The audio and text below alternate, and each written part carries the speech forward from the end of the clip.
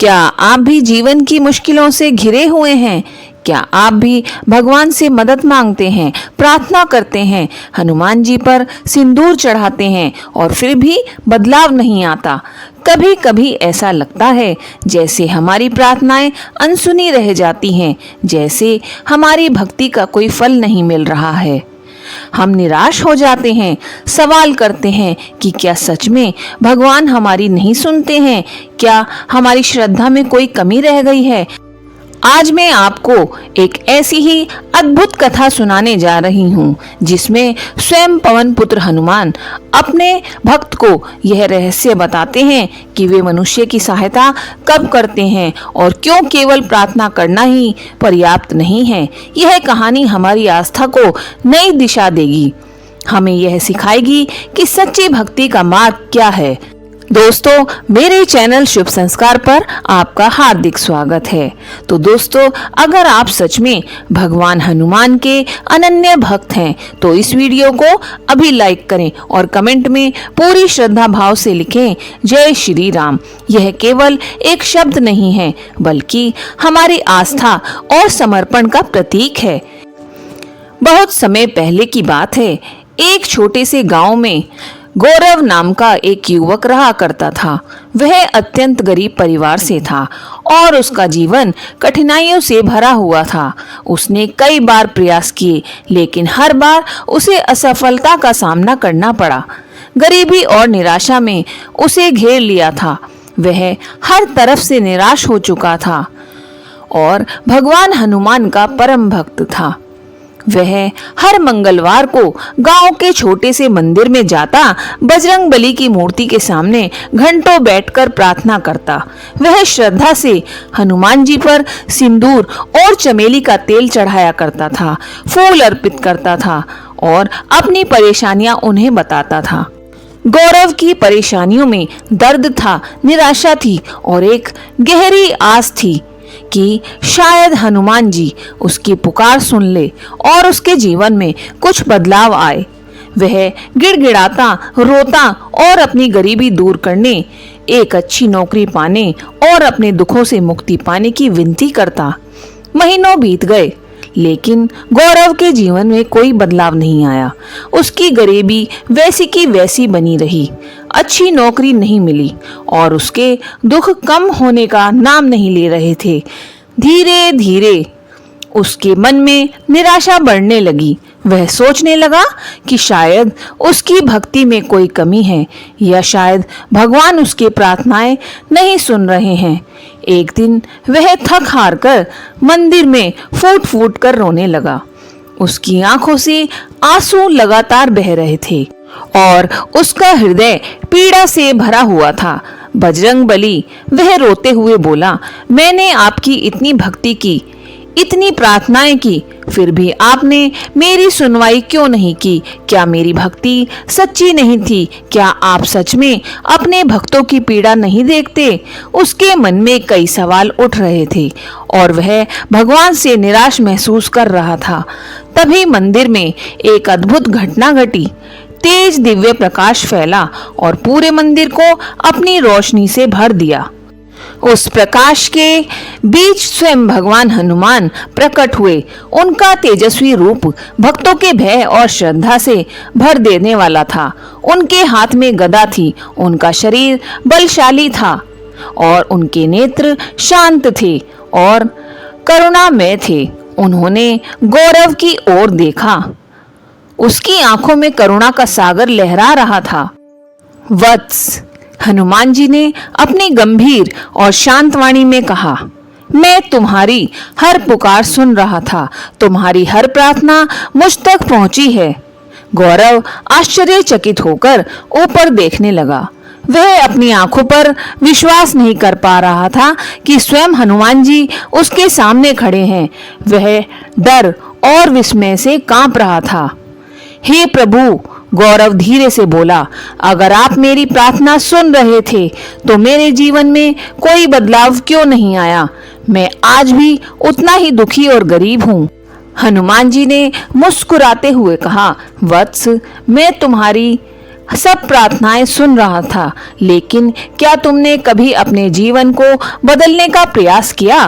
तुमने कभी अपनी गरीबी से बाहर निकलने के लिए कोई कदम उठाया? क्या तुमने केवल मेरी कृपा का ही भरोसा किया? गौरव चौंक कर बोला, हे हनुमान जी, मैं तो केवल आपकी कृपा की प्रतीक्षा करता रहा। मैंने सोचा कि आप मेरी प्रार्थनाएं सुनकर मेरी मदद करेंगे। हनुमान जी ने कहा, वत्स, जब तुम अपनी स्थिति से बाहर निकलने का पहला प्रयास करते हो, तभी मैं तुम्हारा हाथ थामता हूँ। मैं उस क्षण उपस्थित हो जाता हूँ जब तुम केवल प्रार्थना ही नहीं बल्कि परिवर्तन की ओर पहला कदम रखते हो। केवल इच्छा करने से कुछ नहीं होता, प्रयास करना आवश्यक है। वत्स, केवल पुकारने से नहीं, चलने से राह बनती है। यदि तुम किसी मंजिल तक पहुंचना चाहते हो तो तुम्हें उस दिशा में कदम बढ़ाने होंगे। मैं तुम्हें शक्ति और प्रेरणा दे सकता हूं, लेकिन चलना तुम्हें ही होगा। प्रयास ही भक्ति का पहला चरण है। हनुमान जी ने गौरव को समझाया कि वे उसकी सहायता अवश्य करेंगे, लेकिन उसे भी अपनी ओर से प्रयास करना होगा। उन्होंने कहा कि जो कर्म करने से नहीं डरता, भले ही परिस्थितियां कितनी भी कठिन क्यों न हो, और जो आलस्य को त्याग कर्म के मार्ग पर बढ़ता है, वही उनका सच्चा भक्त है और वही उनकी कृपा का पात्र बनता है। आलस्य, हनुमान जी ने कहा, भक्ति का सबसे बड़ा शत्रु है। जो मुझको अपने कर्मों में देखता है, जो हर काम को पूरी निष्ठा और ईमानदारी से करता है, वही सच्चा साधक है। उन्होंने गौरव को समझाया कि जब वह स्वयं को दुर्लभ और असहाय समझता है तो वह वास्तव में अपनी अंतर्हीनता शक्ति को नकार रहा होता है। हर मनुष्य के भीतर असीम क्षमताएं होती हैं और जब वह उन क्षमताओं को पहचानता है और उनका उपयोग करता है, तभी भगवान की कृपा उस पर स्वतः ही प्रवाहित होने लगती है। मैं उसकी रक्षा करता हूँ। हनुमान जी ने कहा, जो अपने भीतर मुझे अनुभव करता है, हर जीव में मेरा अंश है। जब तुम अपने भीतर की शक्ति और सामर्थ्य को पहचानते हो, तभी तुम्हारे जीवन में चमत्कार प्रारंभ होते हैं। हनुमान जी ने गौरव से यह भी बताया कि केवल रोने और शिकायत करने से कुछ नहीं मिलता। जो अपनी परेशानियों के बीच भी समाधान खोजते हैं और उनका हल निकालते हैं, वे ही सफलता प्राप्त करते हैं। उन्होंने कहा कि शिकायतें मनुष्य को कमजोर बनाती हैं और उसे आगे बढ़ने से रोकती हैं, जबकि समाधान की ओर उठाया गया एक छोटा सा कदम भी सच्ची तपस्या के समान होता है। जो कहते हैं, अब और नहीं, अब मैं स्वयं को बदलूंगा, वहीं से मेरी कृपा का प्रवाह आरंभ होता है। हनुमान जी ने दृढ़ता से कहा। उन्होंने गौरव को समझाया कि भाग्य अवश्य ईश्वर द्वारा रचा जाता है, लेकिन उस भाग्य को अपने कर्मों और दृढ़ संकल्प से बदला जा सकता है। भगवान ने मनुष्य को इतनी शक्ति दी है कि वे अपनी परिस्थितियों को बदल सकें। वत्स, हनुमान जी ने आशीर्वाद देते हुए कहा, सदैव स्मरण रखो, मैं तुम्हारे साथ हूँ। हर पल हर क्षण मैं तुम्हारे साथ ही रहूंगा, लेकिन उस मार्ग पर चलने का संकल्प तुम्हें स्वयं लेना होगा। भक्ति तभी पूर्ण होती है जब वह निष्काम कर्म से जुड़ती है। केवल पूजा मत करो, अपने लक्ष्य को प्राप्त करने के लिए प्रयास भी करो।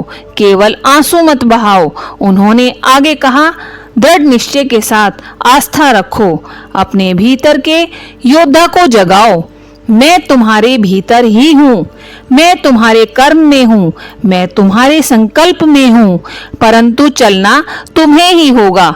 हनुमान जी ने गौरव को प्रोत्साहित किया और उसे उठकर अपने जीवन को बदलने के लिए प्रयास करने की प्रेरणा दी। अब उठो वत्स और चलो, मैं तुम्हारी प्रत्येक शुभ प्रयास में तुम्हारे साथ हूँ। भगवान हनुमान ने इन वचनों से गौरव की आंखें खोल दी।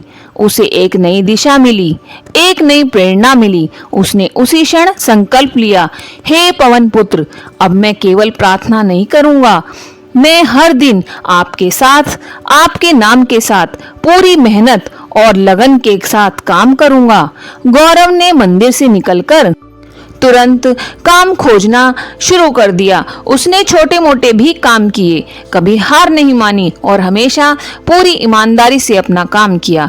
धीरे धीरे उसकी मेहनत रंग लाने लगी। उसे एक अच्छी नौकरी मिल गई और उसकी आर्थिक स्थिति सुधरने लगी। उसका जीवन बदलने लगा, क्योंकि अब हनुमान जी केवल उसकी भक्ति ही नहीं बल्कि उसके प्रयासों को भी देख रहे थे और उसे सफलता का आशीर्वाद दे रहे थे।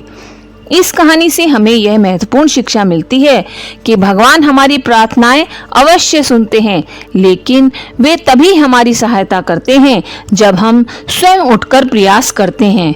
केवल प्रार्थना करना पर्याप्त नहीं है, हमें अपने लक्ष्यों को प्राप्त करने के लिए कर्म भी करना होगा। जब कर्म और भक्ति एक साथ चलते हैं तो भगवान की कृपा अवश्य बरसती है। हनुमान जी कहीं बाहर नहीं हैं, वे हमारे भीतर ही विराजमान हैं। वे हमारी शक्ति हैं, हमारी प्रेरणा हैं। जब हम अपने भीतर के हनुमान को जगाते हैं और सही दिशा में प्रयास करते हैं तो वे स्वयं हमारे लिए राह बना देते हैं। भगवान हनुमान हमें यही सिखाते हैं कि हमें श्रद्धा रखनी चाहिए, लेकिन आलस्य को त्याग कर निरंतर प्रयास भी करते रहना चाहिए। उनकी भक्ति करो, लेकिन अपने जीवन की जिम्मेदारी भी उठाओ। तो क्या आप भी आज से सिर्फ मांगना नहीं, चलना शुरू करेंगे? क्या आप भी अपनी परिस्थितियों को बदलने के लिए पहला कदम उठाएंगे? याद रखें, भगवान हमेशा आपके साथ हैं, लेकिन आपको भी अपनी ओर से प्रयास करना होगा। अगर यह प्रेरणादायक कथा आपको अच्छी लगी, आपके हृदय को छू गई, तो इस पर एक लाइक अवश्य करें और कमेंट में जय श्री राम, जय हनुमान अवश्य लिखें। धन्यवाद।